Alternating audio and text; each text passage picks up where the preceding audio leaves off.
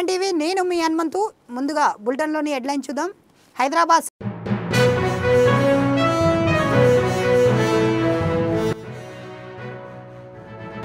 శిల్పారామం సందర్శించిన miss world contestant. Telangana సాంప్రదాయ బతుకమ్మ ఆడిన ప్రపంచ సుందరీమణులు.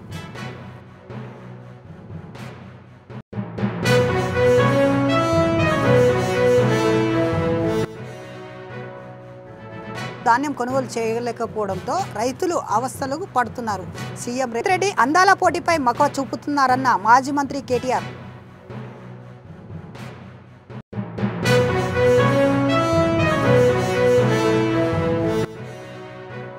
పరిష్కారానికి ఏపీ డిప్యూటీ సీఎం సరికొత్త కార్యక్రమానికి శ్రీకారం. ప్రత్యక్ష ప్రసారం ద్వారా మన ఊరు మాట మంత్రి ప్రారంభించిన పవన్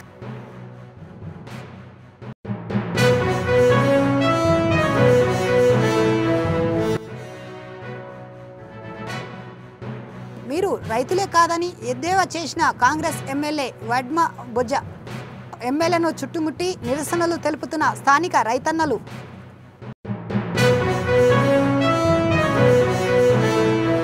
ప్రపంచ సుందరీమణులు ప్రసిద్ధి చెందిన ప్రదేశాలను సందర్శిస్తూ మిస్ వరల్డ్ కన్సైన్మెంట్ హైదరాబాద్లోని శిల్పారామాన్ని సందర్శించారు. ఈ సందర్భంగా సాంప్రదాయ నృత్యాలతో మహిళలను వారికి ఘన స్వాగతం పలికారు. శిల్పారామంలో ప్రపంచ సుందరీమణుల చేతుల పుష్పాలతో పట్టుకొని సాంప్రదాయ తీరులో బతుకమ్మ ఆడారు. బతుకమ్మ ఆడుతూ సుందరీమణులు ఫిదా అయ్యారు.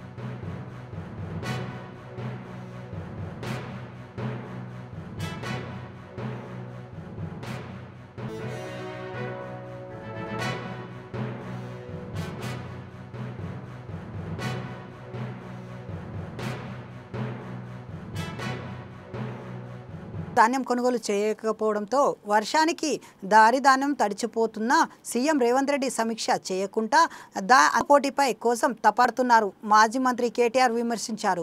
రాష్ట్రంలో పాలన పూర్తిగా పడేసినందున గ్రామాలలో సమస్యలు చెప్పుకోవడానికి కనీసం సర్పంచ్లు కూడా లేకుండా పోతున్నారు. 500 మంది కొంప ఉసురు తీసుకున్నావు, వాళ్ళ కొంప కొల్లేరు చేసినావు. 500 మంది అన్నదాతలు ఆత్మహత్య చేసుకుంటే ముఖ్యమంత్రి గారు అందాల పోటీలో బిజీగా ఉన్నాడు. రివ్యూ చేసే టైం లేదు. కల్లాల వడ్లు అట్లే ఉన్నాయి. కొనటోడు లేడు, కాంట పెట్టేటోడు లేడు, పట్టించుకున్నోడు లేడు. ఇప్పటికే అమ్మిన కాడికి పాపం మిల్లర్లకు అమ్ముకున్నారు. ఇప్పటికే 40-50% అమ్ముకున్నారు. ఆడనో ఈడనో 10% 20% కొన్నారు. కానీ దాన్ని పట్టించుకున్నోడు లేడు. వానలు పడుతున్నాయి, కల్లాలల్లా వడ్లు కొట్టుకుపోయే పరిస్థితున్నది. ధాన్యం మొలకలెత్తి రైతు ఆగమయ్యి రోడ్డు మీద పడే పరిస్థితున్నది. అడిగినోడు లేడు, పట్టించుకున్నోడు లేడు. అడుగుదాం ఎవరినన్నా అంటే ఊళ్ళో సర్పంచ్ లేడు, ఎంపీటీసీ దిక్కు లేడు, జెడ్పీటీసీ లేడు, కౌన్సిలర్ లేడు. కాంగ్రెస్ అని పట్టుకుందామంటే కాగడ పెట్టి ఎతికిన వాడు దొరుకుతలేడు. ఎందుకు బిజీగా ఉన్నారు? ఏడ బిజీగా ఉన్నారు? కాగితాలు పట్టుకొని సెక్రటేరియట్ చుట్టూ గిర్ర గిర్ర గిర్ర తిరుగుతారు. ఏందిరా అంటే ముఖ్యమంత్రి చెప్పిండు నాకు ఓ పని తెచ్చుకోమన్నాడు, మా మంత్రి చెప్పిండు పని తెచ్చుకోమన్నాడు, 4 పైసలు మిగులుతాయన్నారు. ఇక పాత బాకీలు ఏమైనా ఉంటే పాత బిల్లులు ఏమైనా ఉంటే తెచ్చుకోమన్నారు, ఇస్తామన్నారు, కమిషన్లు తీసుకోమన్నారు. ఒకటే పనులున్నది ప్రభుత్వం మొత్తం. కమిషన్లు కమిషన్లు కమిషన్లు, 20% కమిషన్లు, 30% కమిషన్లు. ప్రజా సమస్యల పరిష్కారానికి డిప్యూటీ సీఎం పవన్ కళ్యాణ్ సరికొత్త కార్యక్రమం శ్రీకారం చుట్టారు. వెండి తెరపై ప్రత్యక్ష ప్రసారం ద్వారా మన ఊరు మాట మంత్రి కార్యక్రమానికి శ్రీకాకుళం జిల్లా టేకల్లిలో ప్రారంభించారు. దీని ద్వారా ఆయన వర్చువల్ గా ప్రజలతో ముఖాముఖి నిర్వహించారు. ప్రజలంతా థియేటర్కు చేరుకోనగా ఆయన వారితో మాట్లాడారు. అయితే థియేటర్ను ఉపయోగించుకొని ప్రజల సమస్యలు తెలుసుకోవడంతో ప్రజల నుంచి పవన్పై ప్రశంసలు కురిపిస్తున్నారు.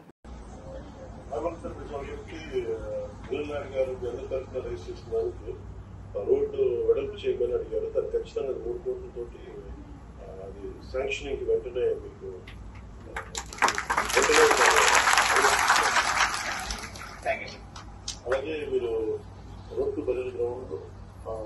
ముఖ్యంగా బరియల్ గ్రౌండ్స్ తెలుసు. మనం చనిపోయిన తర్వాత స్వర్గస్థులు అయ్యి దాన్ని మనం స్వర్గస్థులు అనే పదం వాడతాం. అలాంటి వాళ్ళకి గౌరవంగా మనము ఇబ్బందులు లేకుండా ఉండాలి. నాయుడు గారు జనరల్ తరఫున రైజ్ చేసిన దానికి రోడ్డు వెడల్పు చేయమని అడిగారు. దాన్ని ఖచ్చితంగా 3 కోట్లతోటి అది శాంక్షనింగ్ వెంటనే మీకు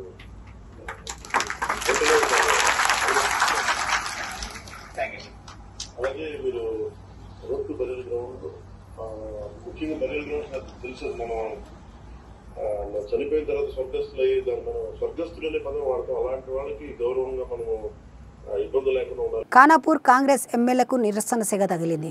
ధాన్యం కొనుగోలు చేయాలంటూ ధర్నా చేస్తున్న రైతులను మీరు రైతులే కాదని కాంగ్రెస్ ఎమ్మెల్యే వడ్మ బొజ్జ తిట్టడంతో ఆగ్రహానికి గురైన అన్నదాతలు ఎమ్మెల్యేను చుట్టుముట్టి నిలదీశారు.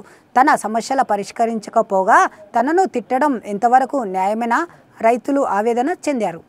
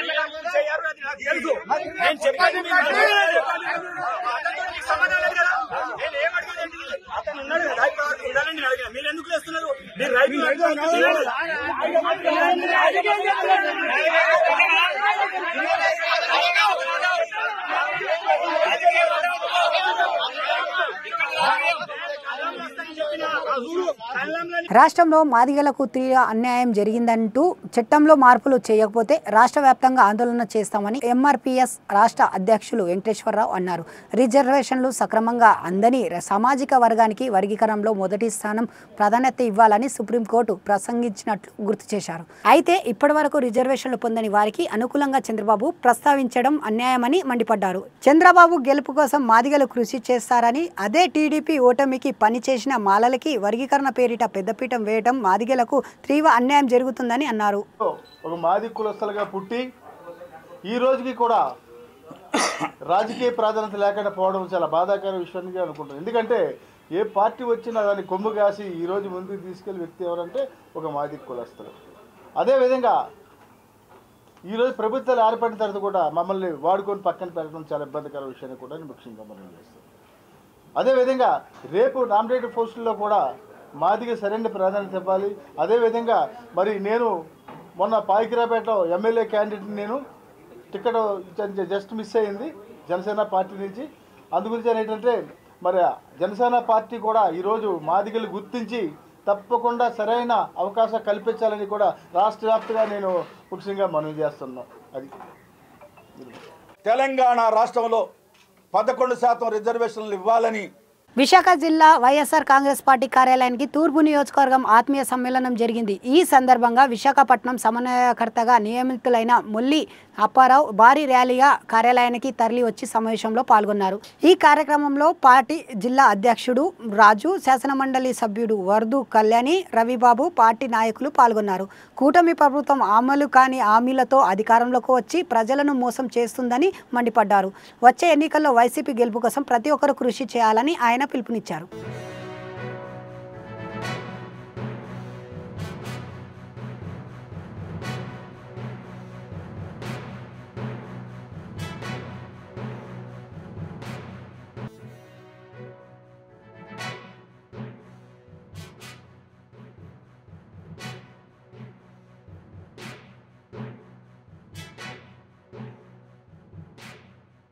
స్వయంగా పైన ఉన్నటువంటి పెద్దలకి అక్కడ ఈయన ముల్లప్పరావు ఉన్న ఆయన కరెక్టు, ఆయన్ని కొంతమంది ఇబ్బంది పెడతా ఉన్నారు, ఆయన పని చేస్తుంటే వీళ్ళు ఇబ్బంది పెడుతున్నా ఉన్నారు ఆయన చెప్పేసి ఆ రోజుల్లో నా గురించి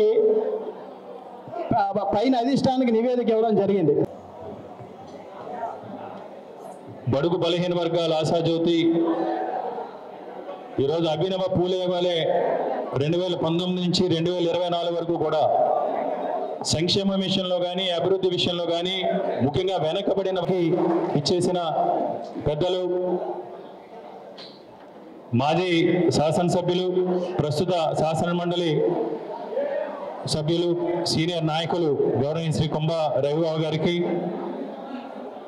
అదేవిధంగా అభివృద్ధికి సంబంధించి కానీ ఎలాంటి వివక్ష కానీ పక్షపాతం కూడా చూపించకుండా ఈ రాష్ట్రాన్ని అభివృద్ధి చేస్తామనే అభివృద్ధి మంత్రంతో అబద్ధపు హామీలు, తప్పుడు వాగ్దానాలతో కూటమి ప్రభుత్వం అధికారంలోకి వచ్చిన తర్వాత అధికారం చేపట్టిన మొదటి రోజు నుంచి కూడా అడ్డదారిలో అధికారంలోకి వచ్చిన ఈ కూటమి ప్రభుత్వానికి సంబంధించి ముఖ్యంగా ముఖ్యమంత్రి చంద్రబాబు నాయుడు గారు ఒక అభద్రతా భావంతో అధికారం చేపట్టినా ఒక అభద్రతా భావంతో అధినాయకుడి దగ్గర నుంచి వైఎస్ఆర్ కాంగ్రెస్ పార్టీకి సంబంధించిన బూత్ స్థాయి కార్యకర్త వరకు కూడా తప్పుడు కేసులతో అబద్ధపు కథనాలతో వారికి సంబంధించిన పత్రికల్లో కథనాలు రాసి ఈరోజు వైఎస్ఆర్ కాంగ్రెస్ పార్టీకి సంబంధించిన నాయకులు కానీ కార్యకర్తలు కానీ ఏ విధంగా వేధిస్తున్నారో మనందరికీ కూడా తెలిసిందే.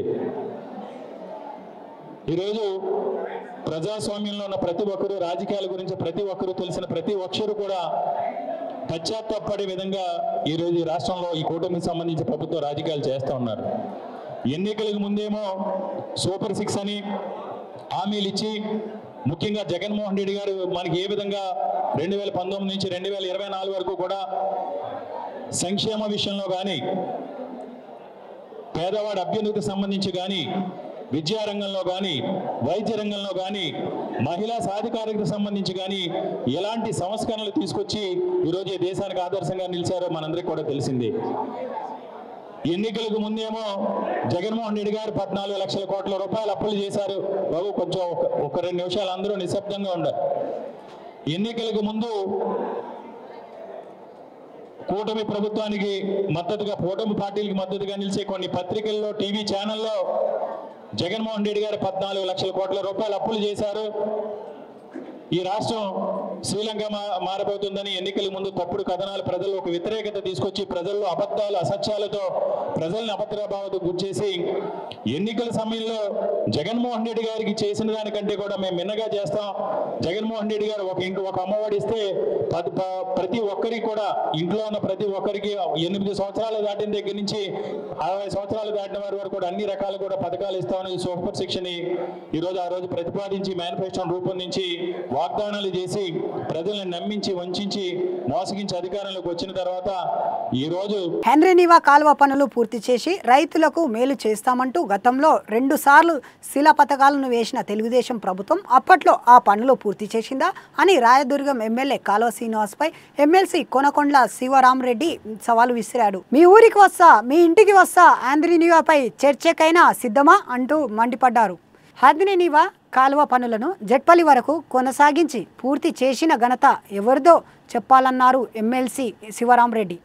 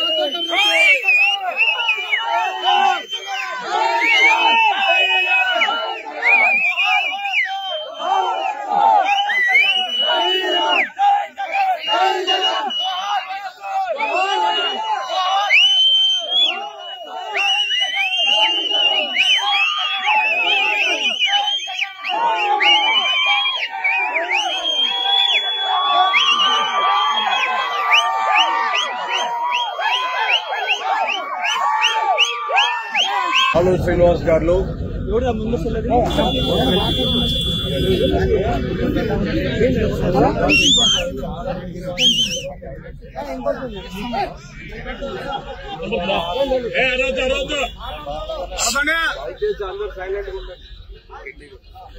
దయచేసి అందరూ సైలెంట్ గా ఉండండి.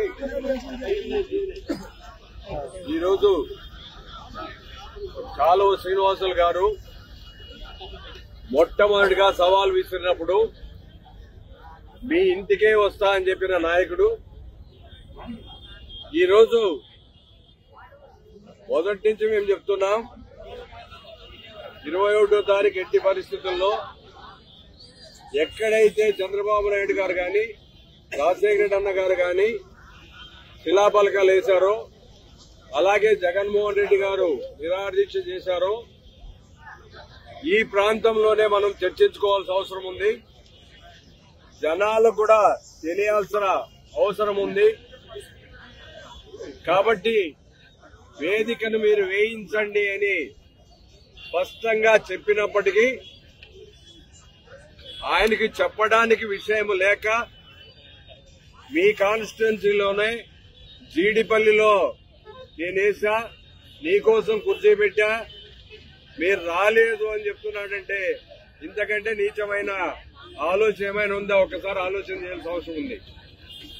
మొట్టమొదటిగా చెప్తున్నది వైసీపీ నేత శివరామరెడ్డిపై ప్రభుత్వ విప్ కాలువ శ్రీనివాసు ఫైర్ అయ్యారు. 5 ఏళ్ల వైసీపీ పాలనలో ఐంద్రీనీవా పనులపై నిర్లక్ష్యంగా ఎండగడతారనే భయంతోనే ఊర్వకొండ నుండి పాలాయనం చింతగించారని ధ్వజమెత్తారు. ప్రజా సమక్షంలో చెప్పుకోలేని దద్దమ్మలు మరోసారి తమ నేత ముఖ్యమంత్రి చంద్రబాబు క్రియాశీలతను సందేశించిన లేని పోని అబండాలు వేసిన ప్రయత్నించినా సహించేది లేదని హెచ్చరించారు. శివరామరెడ్డి వ్యాఖ్యలపై కాలువ శ్రీనివాసులు తీవ్ర స్థాయిలో మండిపడ్డారు. భీమిరెడ్డి సైనికులు, శివరామరెడ్డి అభిమానులు, వైసీపీ నాయకులు, కార్యకర్తలు వేలాది మంది తరలి వస్తే బహిరంగ చర్చ చేయడానికి సాధ్యమవుతుందా? అంటే పోలీసులు శాంతి భద్రతల సమస్య వస్తుంది కాబట్టి దాన్ని జరగనివ్వము అనే అనాలనే ఉద్దేశంతో ఆయన చిత్తశుద్ధి లేని మాటలు మాట్లాడినాడు తప్ప నిజంగా చర్చించే బుద్ధి ఆయనకుంటే, చర్చించాలనే ఆలోచనే ఆయన మనసులో ఉంటే ఈరోజు చర్చకు వచ్చేవాడు. మేము సాధారణంగా ఆహ్వానిస్తున్నాం. ఉరవకొండ నుంచి పెద్ద సమయం కూడా పట్టదు. ఇంకా 40-45 నిమిషాల్లో రావచ్చు. ఇంకా గంట సేపు అయినా మేము ఇక్కడే ఉంటాం. ఇప్పుడు 12 అయినట్లుంది, 1 గంట వరకు ఉంటాం. ఆయన వస్తే భోజనం చర్చించిన తర్వాత మంచి భోజనం కూడా పెట్టి పంపిస్తాం. శివరామరెడ్డి గారు మీకు ఎక్కడా మా ఆతిథ్యంలో మా వాళ్ళు లోటు చేయరు. అట్లాగే మీరు వేరే పార్టీ వాళ్ళని మీరు గౌరవప్రదమైన శాసనమండలి సభ్యులు కాబట్టి గౌరవంగా చూసుకుంటారు మా వాళ్ళందరూ. మీరు చర్చించిన తర్వాత భోజనం కూడా పెట్టి పంపిస్తారు, మీకు గౌరవంగా చూస్తారు. దయచేసి రమ్మని నేను ఇప్పటికీ ఆయన్ని ఆహ్వానిస్తా. ఆయన కోసం ఆ స్థానాన్ని ఖాళీగానే పెట్టాం. ఇంకా ఆయన కోసం ఎదురు చూస్తూనే ఉంటాం. ఓకే, బులెటిన్ ముగించే ముందు హెడ్లైన్స్ మరొకసారి.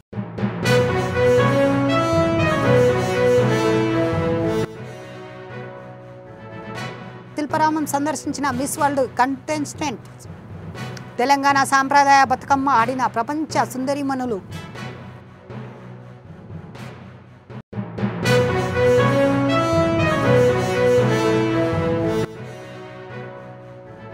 ధాన్యం కొనుగోలు చేయలేకపోవడంతో రైతులు అవస్థలకు పడుతున్నారు. సీఎం రేవంత్ రెడ్డి అందాల పోటీపై మక్కువ చూపుతున్నారన్న మాజీ మంత్రి కేటీఆర్.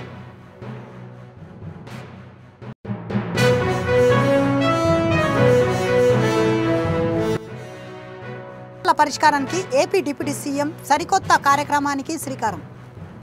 ప్రత్యక్ష ప్రసారం ద్వారా మన ఊరు మాట మంత్రి ప్రారంభించిన పవన్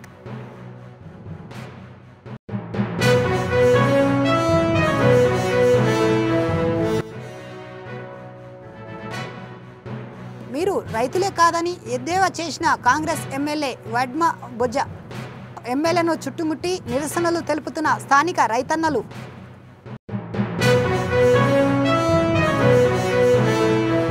ఇవి బులెటిన్ విశేషాలు. మరిన్ని అప్డేట్స్ కోసం చూస్తూనే ఉండండి 69 టీవీ తెలుగు.